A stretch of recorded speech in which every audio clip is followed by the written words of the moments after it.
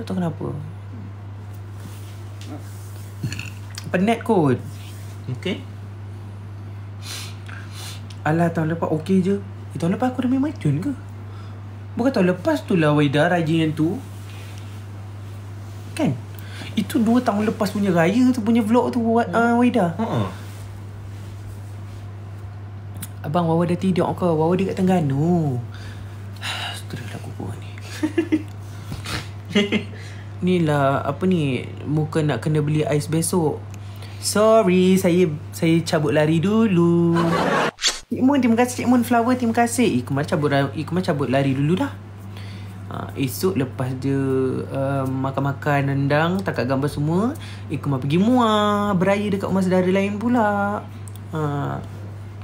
Dengan suara baby. Cik Mun, terima kasih Cik Mun. Ais dah habis esok. So besok siapa kena beli ais pada muka, pada muka. Abang Kemal cuba buat lawak.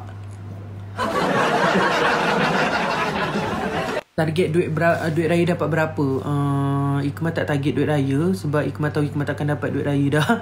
Cuma kalau orang bagi tu bagilah. Cuma Ikmal tak target lah. Cik Mun, terima kasih Cik Mun. Terima kasih Muhammad. Terima kasih Muhammad. Tadi Khaira ni Cik Mun pula ada benda tak berhenti-berhenti Cik Mun bagi. Terima kasih Cik Mun. Semoga Cik Mun memang makan rezeki. Sama terima kasih. Orang yang bagi gift malam semoga terima kasih. Target RM30. RM30 tu pun susah dapat korang. Dah besar-besar ni. Patutnya orang dah besar-besar ni kena dapat duit raya banyak. Ini budak-budak kecil yang tak pandai pegang duit tu dia bagi duit. Patutnya kita ni banyak duit tak?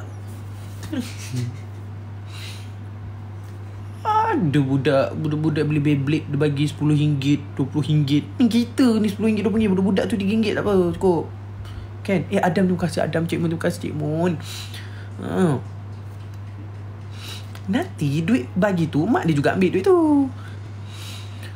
Abang orang Kuantan ke Perak? Korea. Perak mana pula dah Perak ni. Kemal mana lah adik ni? Kemal mana dia gembat ni sampai ke Perak ni, ha? Dah pernah sekali aku cakap aku asal daripada Perak. Saya dapat RM130 daripada ayah. Wow, bestnya. Selamat Hari Raya Aidilfitri. Bestnya dapat RM130. Kita dulu nak dapat duit raya daripada ibu dengan ayah pun payah, dik. Kena puasa penuh dulu. Tu pun RM50 lah. RM50 puasa penuh. Puasa ponteng sehari jadi RM40.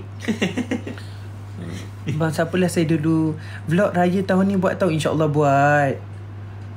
Nanti kita buat InsyaAllah raya tahun depan kita post. Semua